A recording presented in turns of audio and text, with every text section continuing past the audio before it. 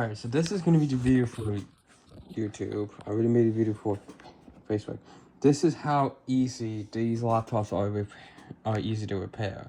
So first, you gotta shut down the computer, as usual. So the tool you will need is a Torx bit. So the Torx bit for what I'm using is a Torx T5. That's what you need for this entire laptop. So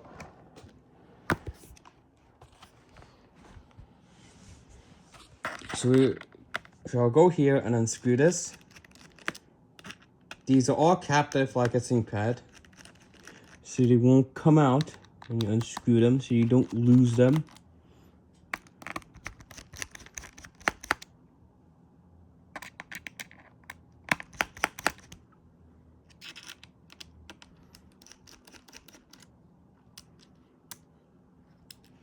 These are all captive. So we're gonna go ahead and turn the laptop around.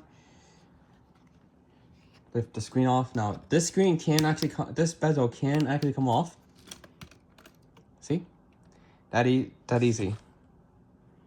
That easy. So you can replace the trim if you want to. And then this top case here comes right off. That easy. Now this ribbon is kind of broken, but I can still pull it.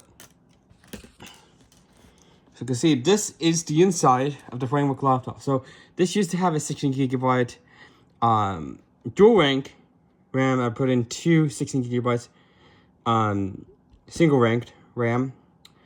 So these are both 16GB, so it gives it to 32GB. And I can actually take it out while the motherboard's battery is connected. And you can see here, 32 GB can be placed on each of these slots. 32 GB in total is fine. It's fine for gaming as well. Not like AAA games. You can see there's a bunch of QR codes. We got the speaker here, the battery, the USB-C extraction base here. We got the fan, the heat pipe, the CPU is under here, and the heatsink. Heatsink's up here. We got our SSD right here. CMOS battery, which is rechargeable, so you don't really need to replace that normally.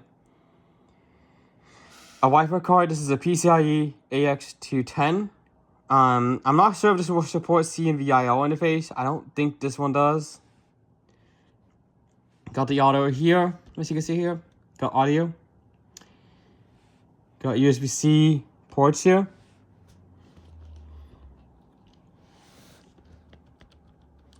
Oh, I forgot to screw these back in. But yeah, the battery is technically removable. And these screws here are also captive. So you just need to disconnect the battery from here after you unscrew it, of course.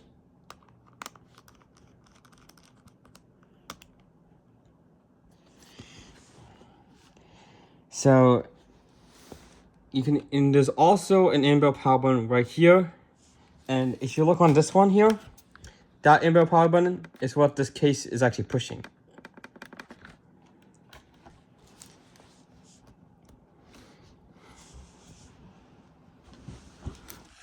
So this is how easy it is. And plus now you can actually take this entire trim off. So you could technically go ahead and replace the screen if you wanted to.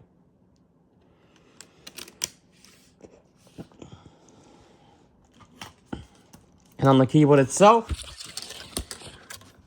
touchpad, and this entire touchpad board is also running the keyboard. And also it's running one cable to the power button, which is also a fingerprint reader. Not quite sure why this oh wait, because since the keyboard is a backlight, this is for the keyboard data, and then this one here is for the backlight. So you can see how repairable this is. And, whoa. It almost looks like you could put like SSDs in here, but no, that's where the speakers are. This can only hold one NVMe drive. The 16 can actually hold another one underneath, the I think 2240 or 22230. So The only way to get extra storage on this one is if you have like an expansion card, which takes these slots here. And I want to have at least 2 USB ports. So to put this back in, just simply put the keyboard connector here. It is a bit finagly.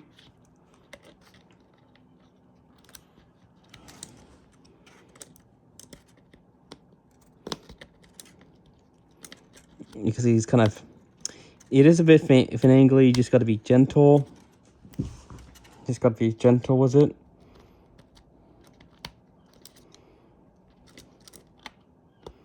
There we go. Got it plugged in. And then if you want to remove the motherboard, you got to remove the screws that you see here. They also have screws up here in case you lose some.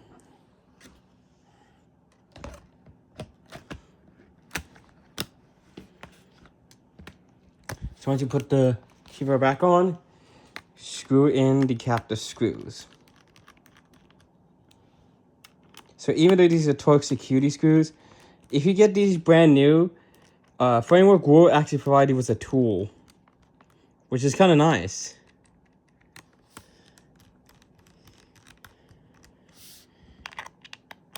My friend actually has one of these, but hers, I mean, most likely is bricked because even with the CMOS bag connected, it doesn't boot anymore. Kind of like what happened to this one right here. And I already have a new motherboard on order, so once that motherboard comes in, I'll be replacing this one. It's that modular. So, that modular. As you can see, pressing the power button here, you can see the light. And this is also a fingerprint reader. You can see the framework logo.